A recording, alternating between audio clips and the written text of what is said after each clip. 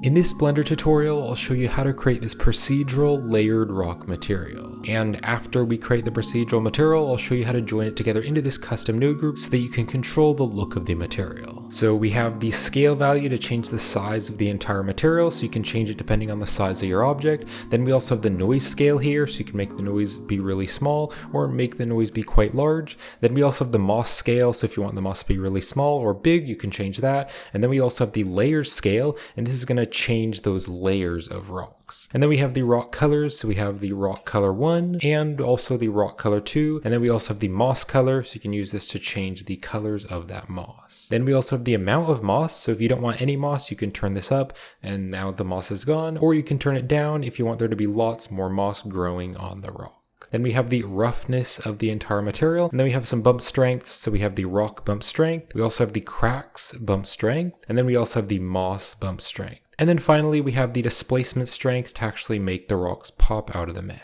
And if you'd like to help support the channel and purchase this procedural material, you can get that on my Gumroad store and my Patreon page with the links in the description. And if you'd like to purchase all of my procedural materials, then definitely check out my Ultimate Blender Procedural Material Pack, which comes with all of my procedural materials, and they're all pre-set up for Blender's asset browser with custom thumbnails, sorted catalogs, and customizable node groups. So once you set up the Ultimate Material Pack as an asset library into Blender, you can just drag and drop the materials into your 3D scenes. You can also purchase any of my materials individually on my Gumroad store. And to learn how to create any of my procedural materials, definitely check out my Blender procedural material tutorial playlist here on YouTube. The links are all in the description. So I'll now show you what I have set up in the 3D viewport if you want to set up the blend file the same way that I have. So I want to add 3 different objects to preview the rock material on. So I'll go to the add menu and I'm just going to add an icosphere, and then right behind me after you add the icosphere, I turn the subdivisions up to 6 so it is nice and smooth and round, and I also want it to be very subdivided because we're going to be using the material displacements to pop out the mesh, so the geometry needs lots of detail. Let's use the object context menu and shade this smooth,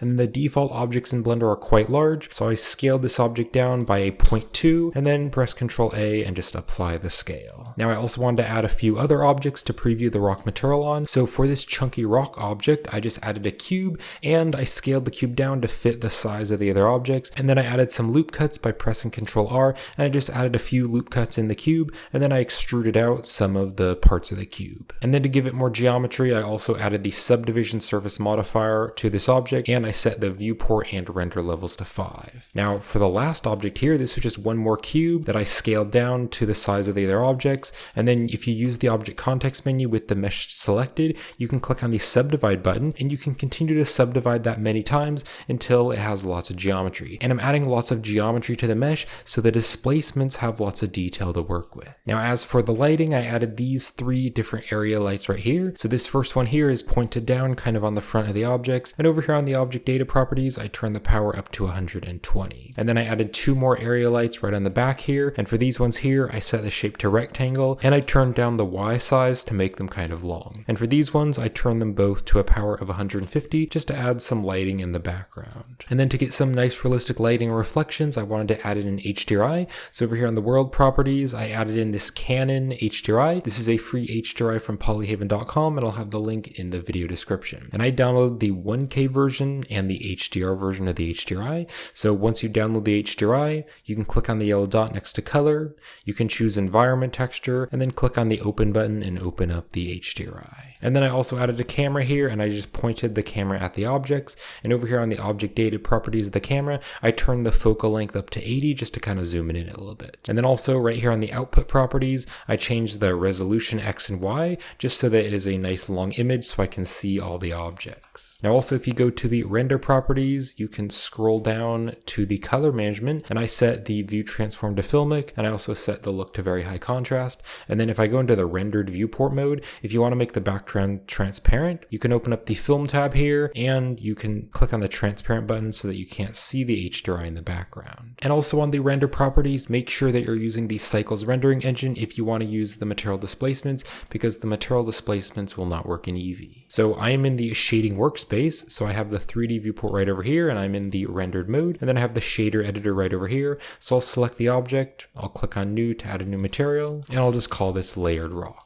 And then we'll click on the other objects, and we're going to add the same layered rock material to these other objects as well. And then I'm also going to be using the Node Wrangler add-on in the video to preview the different nodes. So if you don't have the Node Wrangler enabled, you can click on Edit, you can go to the Preferences, and then over here on the Add-ons tab, you can search for the Node Wrangler and just enable the Node Wrangler add-on, and I'll show you how to use it in the video. So we can close the user preferences. So the first thing that I want to do is make the base noise texture for the rock. So I'll go to the add menu and I'm going to search for a noise texture. Let's drop it here. And then because we turned on the Node Wrangler add-on, I can hold down the Control and Shift key and select different nodes, and that's going to preview the node on the object. Let's also select the noise and we'll press Control T, and that's going to add the texture coordinate and mapping nodes. And I want to use the object coordinates, so we'll plug the object into the vector, and the object coordinates is going to place the texture on the object more evenly. And I want to keep my nodes nicely organized throughout the tutorial, so I'm going to click and drag to box select both of these nodes here,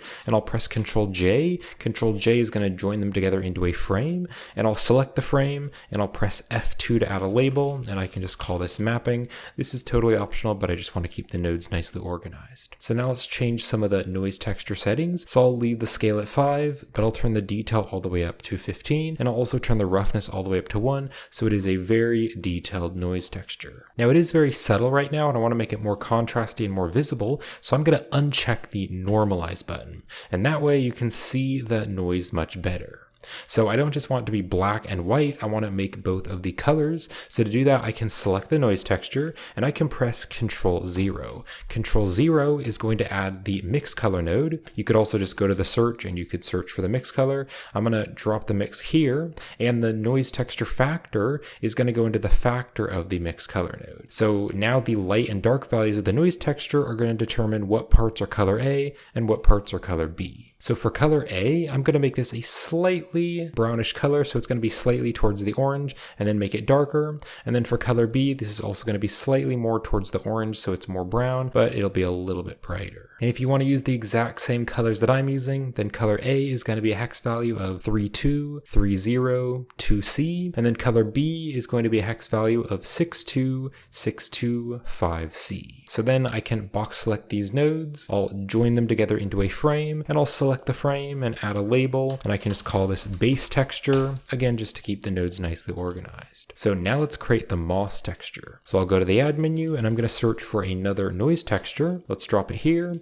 and then this mapping vector can go into the vector of the noise texture. And I'm going to Control Shift and select the noise texture, preview it, and let's change some of the settings. So I want to turn the scale up to a 30. I also want to turn the detail to the max of 15, so it's very detailed. And then the roughness, I'll turn this up to a 0.8, so it is even more detailed.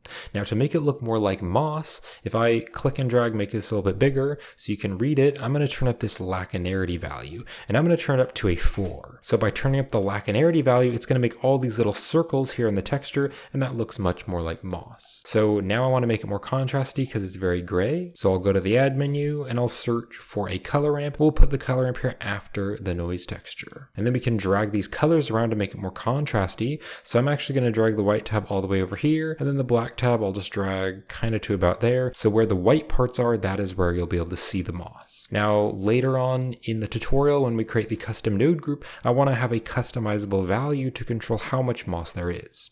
So to do this, we can add a node which is going to make it lighter or darker, because wherever the light parts are, that is where the moss is going to be. So I'll go to the add menu and I'm going to search for the hue saturation value node, and let's put this in between the noise texture and the color ramp. So now this value, I can drag this to make it lighter or darker, so we can use this later in the custom node group to control the amount of moss. So I'll box select these nodes, then I'll join them together into a frame, and I'll call this moss texture. So I now want to add some cracks over the surface of the material, so let's create the cracks texture. So to do that, I'll go to the add menu and I'm going to search for a wave texture. Let's stick it down here, and then also just like the other textures here, I want to use the object coordinates, so that mapping vector is going to go into the vector of the wave texture. Let's Control Shift and select the wave texture to preview it, and I want to change some of the settings. So on the X here, I'm going to change this to the Z instead, so that the bands are going back and forth. And then I'll turn the scale up to a 20. I also want to make it a bit distorted so it looks more natural and random. So I'll turn the distortion to 17. I'll also turn the detail all the way up to the max of 15 so it is very detailed. And I can leave the other settings how they are. So then just like the other textures, I want to make it more contrasty because I want to control how I'm going to be able to see them. So I'll go to the add menu and I'm going to search for another color ramp, and we'll put the color ramp here after the wave texture. So what I want to do is just drag the black tab over, and you can see that by adding more black, it's going to make it more contrasty. So the white waves are much more contrasty and they're really small. So I'll just drag the black tab kind of to about here so they're quite a bit smaller. Alright, so let's box select these nodes and join them together into a frame, and I'll add a label and I'll just call it cracks texture. So I now want to create another group of textures, which is going to be all the layers of rocks, and we're going to put that into the displacement. So I'll go to the add menu and I'm going to search for a wave texture. Let's drop it here, but then I want to break up the wave texture and make it look a bit more random and chunky. So I'm also going to be going to the add menu and adding a noise texture, and we're going to be mixing these two textures together. So let's also use the object coordinates so the mapping vector can go into the vector of both of these textures. Let me just Control Shift and select this first wave texture, and we can change the settings. So I'm going to turn the X here to Z again so it is going back and forth, and then I want to change the scale to a 4, and I'll turn the distortion up to like a 10 so it's more random, and I'll turn the detail all the way up to 15. So now we'll Control Shift and select the noise texture, and let's change some of the noise texture settings. So for this one, I'm going to click on the FBM here, and I'm going to change the type to the hetero terrain instead. Then I'll turn the scale up, so I'll turn the scale to 15, also turn the detail up to 15 so it's very detailed, and I can leave the other settings how they are. So I now want to mix together the wave and the noise. So if I hold down the Shift key and select both of these textures, I can press Ctrl 0, and that is going to add the mix color. So let's open this up and drag it over here. And I want the wave texture color to be going into color A, and then this noise texture factor, that can go into color B. But then on this mix type here, I want to mix in the dark values, so I'm going to change this to darken. And then I'm going to actually leave the factor where it is. So if I Control Shift and select the wave texture, you can see here it is before, so there's just the wave. But then I'm going to be mixing in the dark values of the noise. So if I Control Shift and select the darken, you can see there's little dark chunks here and there. And so that's going to break up the wave texture and make it look more random. So I'm going to drag the noise texture back here and then drag these down just to compress the nodes and make them nicely organized. Now there is one more thing that I want to do, and that is that I want to change the colors a bit. So I'll just go to the add menu, and for this I can just search for a map range node. So I'll add the map range node. We can drop it here after the darken, and then this from min value, I just want to turn this to a 0.1 just so that the black values are a little bit darker. And let's also turn off the clamp here because we don't want to use the clamping. So let's box select these nodes and we'll join them together into a frame, and I'll add a label and I'll just call this layers texture. So I now want to create another group of textures, which is going to be the displacement, and we're going to mix that in with the layers texture, and we'll put it into the displacement of the material output. So for the displacement, I want to add another noise texture just to make the rock a bit more noisy. So I'll go to the add menu and I'm going to search for a noise texture. Let's drop this here. And then the vector can go into the vector of the noise texture. And let's Control Shift and select the noise texture to preview it. And I want to change some of the settings. So I'm going to turn the scale to a 12. Let's also turn the detail to the max of 15. And I can leave the other settings how they are. But then I want to make it more contrasty so it's more visible. So I will search for a color ramp node. We'll put the color ramp here after the noise texture, and then let's just make it more contrasty. So I'm going to drag the black tab kind of to about here, and the white tab, I'll drag that over a little bit so it looks more contrasty. So we now have this noise, and this is going to go into the displacement, but as well as it being noisy, I also want to mix in the layers. So the displacement will basically mix between the layers and the noise. So the noise texture will just help it to give it some overall surface bump to look like rock, but then the layers are actually going to add those bumpy layers to the rock. So to mix both of these together, I'll go to the add menu, and I'm just going to add a mix color node, and we'll drop this back here. And this layers texture, we're going to take the map range result, and we're going to put that into color B. Then we're going to take this color ramp color, and we're going to put that into color A. And I can Control Shift and select the mix to preview it. Now to see what this is doing, let's add it into the displacement. So let's take the mix result here, and I'll put that into the displacement, and then I can Control Shift and select the principled BSDF to preview it. So by putting this mix mix into the displacement, it is making some surface detail. However, it's not actually popping out of the mesh. So to fix that, I need to convert the color data from the mix into displacement data on the material output. So I'll go to the add menu and I need to search for the displacement node, and we'll put this here after the mix, and the mix result needs to go into the height value of the displacement to convert it to displacement data. Now it still isn't popping out of the mesh, and that's because we need to open up the side panel here, and we need to open up the settings right here, and then under the surface, the displacement here, we need to change to displacement and bump, and this is telling the material that it can use the displacements. And then also you do need to make sure that you're using the cycles rendering engine here on the render properties, because Eevee doesn't support material displacements. So if you want to use the displacements, make sure you're using cycles. So the displacement is working, but you can see it's really strong and it's popping way too much out of the mesh. So we're going to turn the scale down. So I'm going to turn the scale to a 0.012, just a 0.012. And now if you look here on the side, it is definitely bumpy, but it's not quite as strong. Now I want to make the wave pop out of the mesh more, and so I'm going to be adding a node between the layers texture and the mix to make it pop out more. So I'll go to the add menu and I'm going to search for the RGB curves, and we'll put the RGB curves between the layers and the mix right here. So now what I can do is change the RGB curve here, and that is going to change the curve of the layers. So I'm going to click and drag and add a dot right here, and let's kind of drag it up here. Then I can click to add another dot here, and let's drag this down a bit, and then click here to add another dot and kind of bring that up. And I'll bring this over a little bit more like that, and then maybe bring this down a little bit more, and this here, pull that out a little bit. So now if you kind of look more closely, you can see there are some parts where it's kind of flat, and then other parts where it's a little bit more sharp. Now, if we go back up here to this mix, the mix is mixing between the noise and the waves. However, I'm going to change the mix type here. Instead of mix, I want to change it to add instead. And add is just going to add the light values, because values which are white are equal to 1 and values which are black are equal to 0. So by changing it to add, it's just going to add the light values. So now if I turn up the factor value, if the factor is 0, it's just using the noise, but then as I turn up the factor, it's going to use more and more of the layers. So I'll turn the factor all the way up to 1, so it's adding all of the light values of the layers. And now you can see that looks much more interesting. So there's all these layers of rock, and then there's also some little flat parts and some more chunky parts. So let's box select all of these nodes here, and I'll press Ctrl J to join them together into a frame, and I'll add a label, and I'll just call it displays. So I'm now going to go back up here to the base texture, and right up here I want to add some more mix colors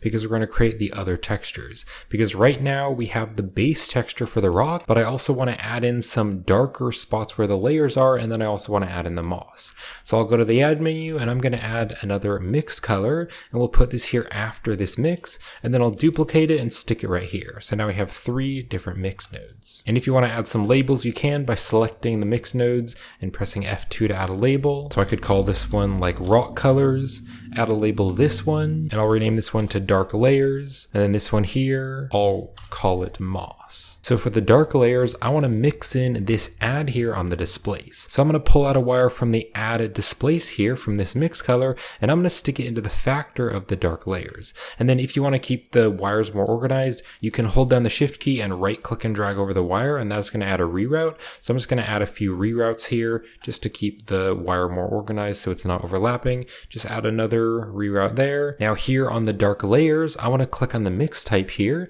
and I want to change this to lighten instead, so it adds the light values. And then I'll Control Shift and select the dark layers to preview it. Now I want the rock colors here to actually be going into color B. So now color A here, I can turn this down and make it a dark color, and you can see that now where those layers are going back in, there's going to be a darker color. If I Control Shift and select this one, this is just the rock colors, but then if I Control Shift and select the dark layers, we have that darker color in those cracks. And I'm actually going to take color A and I'm going to drag and drop this color here into color A so they both have the same color. So now let's Control Shift and select the moss, and we're going to add the moss color. So let's take the color ramp here from the moss texture, and we're going to put that into the factor of the moss. And then the dark layers will go into color A. So for color B, this is going to be the moss color. So I'm going to make this a green color and then make it a bit darker. And the hex value that I'll be using for the moss color is going to be a hex value of 0C3114. Now it is a little bit hard to see the moss, and so I want to make it more contrasty. So I'll go to the add menu and I'm going to search for a color ramp, and I want to to put the color ramp here between this color ramp and the moss. And why I'm not just using this color ramp is because I actually want to put this color ramp into the bump.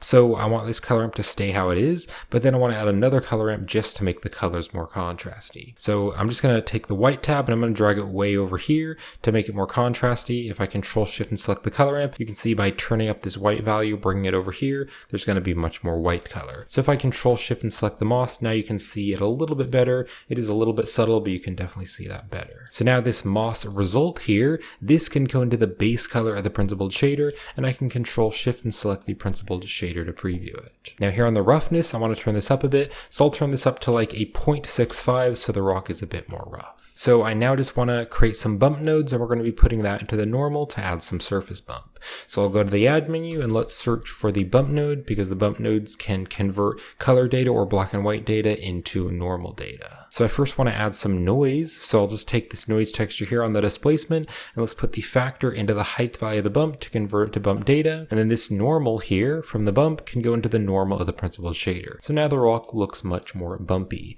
But here on the strength, I want to turn it down to just like a 0.25 so it's not quite as strong. And then I want to have 4 different layers of bump. So I'll duplicate the bump node and drop it here, duplicate it again, drop it here, and then duplicate it one more time and drop it here. So we have 4 different layers of bumps. Now the second one here is just going to be the base texture. So let's go here to the base texture and we're going to take the noise texture factor and let's put that into the height value of this bump here. And then this one, I'll just leave the strength how it is to a 0.25. So this adds a very subtle detail over the surface. Then for the third one here, I want to add the cracks. So we have the cracks texture right here and we haven't actually used the texture yet. So this color here, that is going to go into the height value of this bump here. So now there's going to be just a few little cracks, but I actually want to click on the invert button so that the cracks look like they're going back in instead of coming out. But then the strength, I'll just leave that at a 0.25 so it is pretty subtle. And then for the last one here, this one is going to be the moss. So let's go here to the moss texture. We'll take the color ramp from the moss and we'll put that into the height value. And then for this one, I want to turn the strength all the way up to 1 so that the moss is very bumpy. So let's box select these nodes and I'll join them together into a frame and I'll add a label and I can just call this bump. And that is it for the finished procedural material, but I'll now show you how to join it together into a custom node group. So I'm going to box select all the nodes except the material output, and I'll press Ctrl G. Ctrl G will join it together into a node group, and if you press the tab key with the node group selected, that's going to go in and out of the node group. So I'll drag the node group back over here next to the material output. Let's make it a bit longer, and then I can copy the material name and paste it right in here so it's called Layered Rock. And then I'll hit tab to go into the node group. And if I press the N key to open up the side panel here, you can go to group, and under interface, there's the displacement and the BSDF. I'm going to double click on the BSDF and I'm going to rename it to shader because I just like that better. So now right over here, we have the group input and we can plug values up to the group input to control them outside of the node group. So I first want to control the overall scale of the entire material, so you can change that depending on the size of your objects. And so this mapping node is plugged up to all the textures. So the scale will control the size of the entire material. So we'll put the scale into the extra socket here. And if I click on the scale, you can see that it's 3 values, but I instead just want it to be 1 value. So we'll click on the type here and we'll change it to float instead. And then the default value, we want to turn this to 1. And then we need to go outside of the node group and we need to turn the scale back to 1. So this will now control the size of the entire material. So we'll go back into the node group. Now I also want to control the noise scale. So if I drag the group input right over here, I want to take this noise in the displace and I want to put the scale into the extra socket. And then if I double click on this to rename it, I'll rename it to noise scale. I also want to control the moss scale. So if I drag this right up here behind the moss, we also have this noise texture to change the size of the moss. So we'll put the scale into the extra socket, double click on this to rename it, and I'll rename it to moss scale. And then I want to add all the colors. So we'll drag the group input right up here. And I first want to take the lighter color, which is this color right here on the rock colors. So we'll put B into the extra socket. And then for color A here on the rock colors and the dark layers, they're the same color. So I'm going to put A into the extra socket there. And then this other color A here, this is going to go into the same exact socket so that this one value is controlling both of them. And let's double click on this to rename it. And I'll rename this one to rock color 1, and this one here will be rock color 2. And then for the moss here, let's put the moss into the extra socket. And then this one I can rename it to moss color. Now I also want to be able to control the size of the layers. So let's drag the group input right back over here down to the layers. layers. And let's take this scale here from the wave texture. This is going to control the size of the layers. So I'll put the scale into the extra socket here. And then if I click on it to rename it, I'll rename it to layer scale. And I want the layer scale to be in between the noise scale and the moss scale. So let's drag it right up here. So if you click and drag that value, you can drag it up here. So now outside the node group, we have the noise scale, layer scale, and moss scale. Let's go back into the node group. Now I also want to control the amount of moss. So if I drag this right back over here to the moss texture, we have this value, and this value makes the texture lighter or darker, so that can control the amount of moss. So I'll put the value into the extra socket here. Let's double click on this to rename it, and I'll rename it to moss amount. Then I want to control the roughness of the material, so we'll drag the group input right over here above the principled shader. Let's take the roughness, and I can put that into the extra socket to control the roughness. Then let's also drag the group input right down here behind the bumps, and we're going to add the bump values. So both of these bumps right here, these are just kind of the overall rock bump. So I want to put the strength into the extra socket, and then this strength here, I'll put that into the same socket. And they were the same values of 0.25. So now this strength value right here, I can rename this, and I'll just rename this to rock bump strength. So this one single value will control both bumps. Now this bump here, this is going to control the cracks. So I'll put the strength into the extra socket, and let's just call this cracks bump strength. And then the last one here, this last bump, this is going to control the moss. So we'll put the strength into the extra socket here, and I'll rename this to moss bump strength. And then finally, I want to be able to control the displacement strength. So the displacement right here, the displacement has a scale value to control the displacement. So we'll put that into the extra socket here, and I'll rename that to displacement strength. All right, I can drag the group input right back here behind all the nodes. I'll hit the N key to close the side panel, and let's hit tab to go outside of the node group. And there is the finished layered rock material with the custom values. So I'll just review the material. So we have the overall scale to change the size of the material. Then we just have the noise scale. We also have the layer scale and also the moss scale. Then we have the different colors of the rocks. We have color 1, and then we also have color 2, and then we also have the moss color. Then we have the amount of moss, so you can use this to change how much moss has grown on the rocks. We also have the roughness of the rock, and then we have the rock bump strength, we have the cracks bump strength, and then we have the moss bump strength. And then finally we have the displacement strength.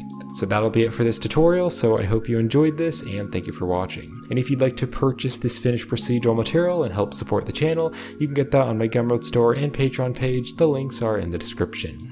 And to purchase all of my procedural materials, you can check out my Ultimate Blender Procedural Material Pack, which comes with all of my procedural materials pre-set up for Blender's asset browser with custom thumbnails, sorted catalogs, and customizable node groups. And every time I create another 10 procedural materials, I update my Ultimate Material Pack with all of the new materials, so my existing customers can re-download the product files to get the new updates every time I create 10 more procedural materials. You can also purchase any of my materials individually on my Gumroad store.